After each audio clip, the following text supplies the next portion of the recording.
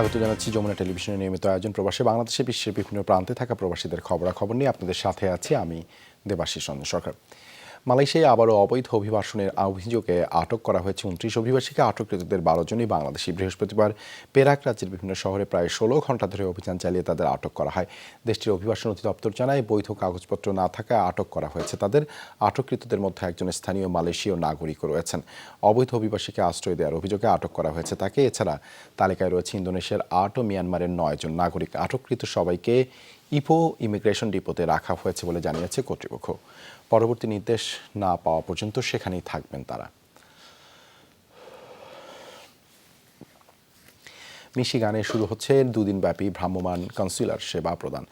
Warren শহরের 9 mile Ryan প্লাজায় Bangladesh restaurant রান্নাঘরে আগামী 8-9 জুন দেওয়া হবে এই সেবা। দুদিন সকাল 10টা থেকে বিকেল 4টা পর্যন্ত চলবে সেবা কার্যক্রম। দুদিনের এই মোবাইল কনসুলার সার্ভিসে machine readable passport reissue, no visa required ও দ্বৈত নাগরিকত্ব সার্টিফিকেট, এই 3 ধরনের সেবা মিলবে।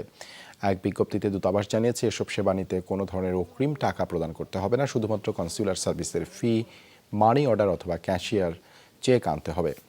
কনসুলার সার্ভিস স্থানে কোনো প্রিন্ট, ফটোকপির ছবি তোলার ব্যবস্থা থাকবে না বলে সতর্ক করেছেন আয়োজকরা।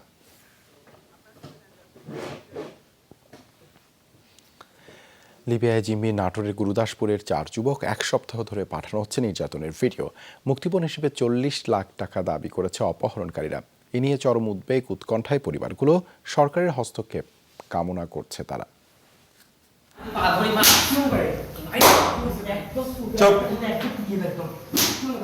লিবিয়া প্রবাসী গুরুদাসপুরের বিয়াঘাট চরপাড়া গ্রামের সোহান।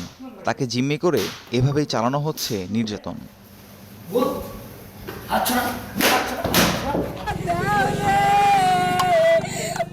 একই এলাকার নাজিম, সাগর ও বিদ্যুৎকেও নির্যাতন করা হয়। সেই ভিডিও স্বজনদের কাছে পাঠিয়েছে অপহরণকারীরা।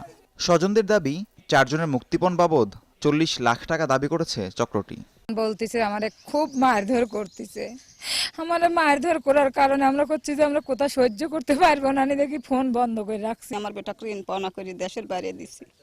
এখন আমার বেটা দেশের বাইরে যায়, এখন ওইভাবে 2 মাস হয়নি, আটকা পড়ে গেছে। সেই মার দিচ্ছে, খুব জ্বালাতন করতেছে, টেকা চাচ্ছে, আর টেকা না দিলে খালি বাড়ি দিচ্ছে, আর ওই ভিডিও কলে খালি পাঠা দিচ্ছে খালি।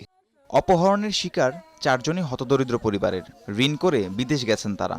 স্বজনদের বাড়ছে উদ্বেগ, উৎকণ্ঠা। সরকারের হস্তক্ষেপ চেয়েছেন তারা। 4 জনের 40 লক্ষ টাকা নিয়ে আপনি ইসলামী ব্যাংকে যান। যাওয়ার পরে ওইখানে ম্যানেজারের কাছে আপনি দিবেন। দেওয়ার পরে তখন আমি ম্যানেজারের সাথে কথা বলি কিভাবে টিকা দিতে হয়, সেইভাবে আমি তার নাম্বারটা দিব। আমার সরকারের কাছে দাবি, তারা সরকার যেন এই ব্যবস্থা দ্রুত নিয়ে তারা আমাদের সন্তান আমাদের কাছে ফিরিয়ে দেয়। পুলিশ বলছে বিষয়টি ঊর্ধ্বতন কর্তৃপক্ষকে জানানো হয়েছে, নেওয়া হবে প্রয়োজনীয় ব্যবস্থা। আমরা খবর পেয়ে বিষয়টি মাননীয় পুলিশ সুপার স্যারকে অবহিত করেছি এবং স্যারের নির্দেশক্রমে ভুক্তভোগীদের পরিবারের কাছে গিয়েছি এবং তাদের সঙ্গে কথা বলে পুলিশ প্রশাসনের পক্ষ থেকে সকল প্রকার আইনি সহযোগিতার আশ্বাস প্রদান করেছি। প্রায় 2 বছর আগে বৈধভাবে লিবিয়ায় যান সোহান, সাগর ও বিদ্যুৎ। নাজিম আলী গেছেন 2 মাস আগে। রাহিম সারোয়ার, যমুনা নিউজ। লিবিয়া প্রবাসী পাবনার মাসুদের উপর চালানো নির্যাতনের ভিডিও পরিবারের কাছে পাঠিয়ে মুক্তিপণ আদায়ের অভিযোগে 2 জনকে গ্রেপ্তার করেছে পুলিশ।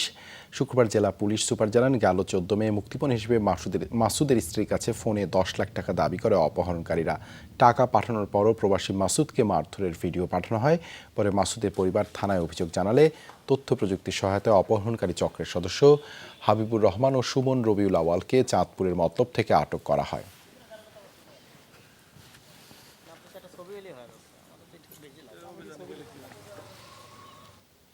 বাহরাইনে উদযাপিত হয়েছে বাংলাদেশ বাহরাইন কূটনৈতিক সম্পর্কের সুবর্ণ জয়ন্তী। দ্য ডিপ্লোম্যাট র্যাডিসন হোটেলে করা হয় অনুষ্ঠানের আয়োজন। অনুষ্ঠানের প্রধান অতিথি ছিলেন বাহরাইন কাউন্সিল অব রিপ্রেজেন্টেটিভসের speaker Ahmed bin Salman Al Musallam. আরও উপস্থিত ছিলেন বাহরাইনের পররাষ্ট্র মন্ত্রণালয়ের under secretary for political affairs doctor Sheikh Abdul bin Ahmed bin Abdullah Al Khalifa, council of রিপ্রেজেন্টেটিভসের সদস্যবৃন্দ, বিভিন্ন দেশের রাষ্ট্রদূত ও কূটনীতিকরা। অনুষ্ঠানে সভাপতিত্ব করেন বাংলাদেশ দূতাবাসের charge affairs AKM Mohiuddin Kayes.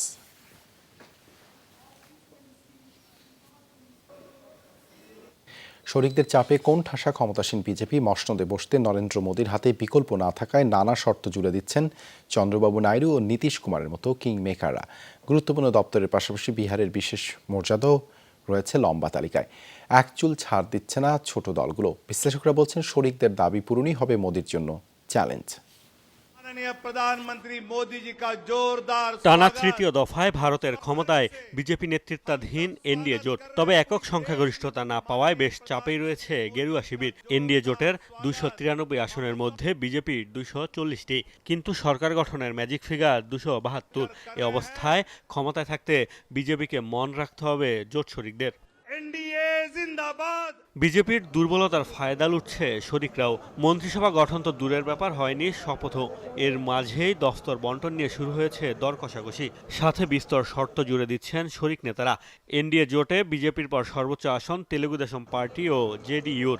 দলগুলোর নেতা চন্দ্রবাবু নাইডু ও নীতিশ কুমারই এখন কিংমেকারের ভূমিকায়, তাই দাবির কমতি নেই তাদের।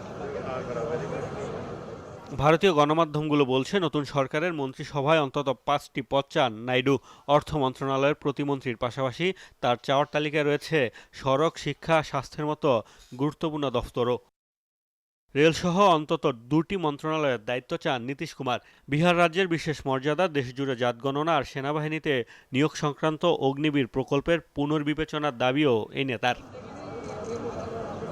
মোদীকে ছাড় দিচ্ছে না ছোট দলগুলো। মাত্র 2টি আসন পেলেও জেডিএস চায় মন্ত্রণালয়ের ভাগ। বিজেপিকে সামলাতে হচ্ছে 7 আসন পাওয়া শিবসেনার একনাথ শিন্ডে, 5 আসন পাওয়া লোক জনশক্তি পার্টির চিরাগ পাসওয়ানের মতো নেতাদের। এদিকে এনডিএ শরিকদের জন্য দরজা খোলা রেখেছে কংগ্রেস নেতৃত্বাধীন জোট ইন্ডিয়াও। কাজেই শরিকদের খুশি রেখেই নতুন সরকার গঠন করতে হবে বিজেপিকে, যা সবচেয়ে বড় চ্যালেঞ্জ বলছেন বিশ্লেষকরা। কারণ তাতে প্রকাশ্যে আসবে দলটির অন্তর্কোন্দল। মোস্তফা মাহমুদ, যমুনা নিউজ। এদিকে যে কোনো মূল্যে বিজেপি নেতৃত্বাধীন জোটকে সমর্থন অব্যাহত রাখার ঘোষণা দিয়েছে জেডিইউ নেতা নীতিশ কুমার এবং টিডিপি প্রধান চন্দ্রবাবু নাইডু। শুক্রবার লোকসভার পার্লামেন্টারি কমিটির বৈঠকে এই ঘোষণা দেন তারা। এ সময় পার্লামেন্টারি কমিটির প্রধান হিসেবে নরেন্দ্র মোদীর নাম প্রস্তাব করেছেন এনডিএ জোট। এর পাশাপাশি জোটকে সমর্থনের ঘোষণা দিয়েছে আরও বেশ কয়েকজন স্বতন্ত্র প্রার্থী। एनडीए के सभी सांसदों को संबोधित करेंगे। শুক্রবার লোকসভার পার্লামেন্টারি কমিটির বৈঠকে প্রবেশ করতেই নানা স্লোগানে প্রধানমন্ত্রী নরেন্দ্র মোদীকে স্বাগত জানান এনডিএ নেতারা। পার্লামেন্টারি কমিটির প্রধান হিসেবে নরেন্দ্র মোদীর নাম প্রস্তাব করেন জোট নেতারা। বৈঠকে ভাষণ দেন সদ্য সমাপ্ত লোকসভা নির্বাচনের আলোচিত মুখ নীতিশ কুমার। এনডিএ জোটের ক্ষমতাসের পেছনে অন্যতম ভূমিকা পালনকারী এই নেতা জানান তিনি এবং তার দলের পুরোপুরি সমর্থন রয়েছে নরেন্দ্র মোদীর প্রতি। প্রধানমন্ত্রী নরেন্দ্র মোদীর প্রতি পূর্ণ সমর্থন রয়েছে আমাদের। বিরোধীরা ক্ষমতায় থাকতে দেশের কোনো উন্নতিই করেনি, তাই এবারে নির্বাচনে তারা যাও বা কিছুটা জয় পেয়েছেন, আগামী নির্বাচনে তার কিছুই পাবে না। অন্যদিকে আর এক কিংস মেকার চন্দ্রবাবু নাইডু তার দলের জয়ের কৃতিত্ব দেন প্রধানমন্ত্রী নরেন্দ্র মোদী সহ বিজেপির কেন্দ্রীয় নেতাদের। আমি অনেক নেতা দেখেছি, কিন্তু নরেন্দ্র মোদী ভারতকে বিশ্বের সামনে তুলে ধরেছেন। আমি বিশ্বাস করি নতুন মেয়াদে মোদী ভারতের অর্থনীতিকে বিশ্বের সেরা অর্থনীতিতে পরিণত করবেন। পার্লামেন্টারি কমিটির বৈঠকে মোদী বলেন জয়ী জোটের বিরুদ্ধে নানা ধরনের প্রচারণা চালানো হচ্ছে। নির্বাচনে ব্যর্থ হয়ে এসব প্রচারণা চালাচ্ছে বিরোধীরা। গেল 3 দফা নির্বাচনের ফল দেখুন, তাহলেই বুঝবেন জনতা আমাদের কতটা সমর্থন দিয়েছে। অথচ কংগ্রেস এতবার চেষ্টার পরও 100 ঘরও পার করতে পারেনি।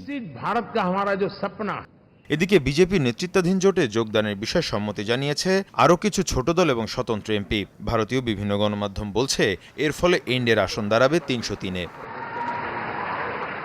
মীর মুশফিকা হাসান, যমুনা নিউজ। বিজেপির এমপি কঙ্গনা রাউতকে চর কষানো কনস্টেবলকে করা হলো চাকরি থেকে বরখাস্ত। শুধু তাই নয়, গ্রেপ্তারও হয়েছেন পাঞ্জাবের মেয়ে কুলবিন্দর কৌর। অভিযুক্ত সিআইএসএফ সদস্যের দাবি কৃষক আন্দোলনে যোগ দেওয়া নারীদের অপমান করায় এই চপেটাঘাত। অন্যদিকে তারকা থেকে এমপি বনে যাওয়া কঙ্গনা টেনে আনছেন পাঞ্জাবের সন্ত্রাসবাদ, ধর্মভিত্তিক রাজনীতি আর খালিস্তানপন্থী ইস্যু। চণ্ডীগড় বিমানবন্দরের চেকিং পার হচ্ছিলেন বিজেপির এমপি এবং বলিউড তারকা কঙ্গনা রানাউত। এ সময় হঠাৎই গালে পড়ে সজোরে চর মেরেছেন সিআইএসএফ এর কনস্টেবল কুলবিন্দর কৌর। 4 বছর আগে কৃষক আন্দোলনে অংশ নেওয়া পাঞ্জাবের নারীদের নিয়ে বিতর্কিত মন্তব্য করেছিলেন কঙ্গনা। সে সময় তার দাবি ছিল অর্থের বিনিময়ে আন্দোলনে নেমেছে নারীরা। হাতের কাছে পেয়ে ওই মন্তব্যের ক্ষোভ ঝাড়তে দেরি করেননি পাঞ্জাবের কন্যা কুলবিন্দর। কঙ্গনা বলেছিলেন 100 রুপির বিনিময়ে নাকি নারীরা আন্দোলনে নেমেছিলেন। ওই প্রতিবাদে আমার মাও ছিলেন, সেই রাগই রয়ে গেছে। পাঞ্জাবের কৃষক পরিবারের সন্তান কুলবিন্দরের স্বামীও সিআইএসএফ এর সদস্য।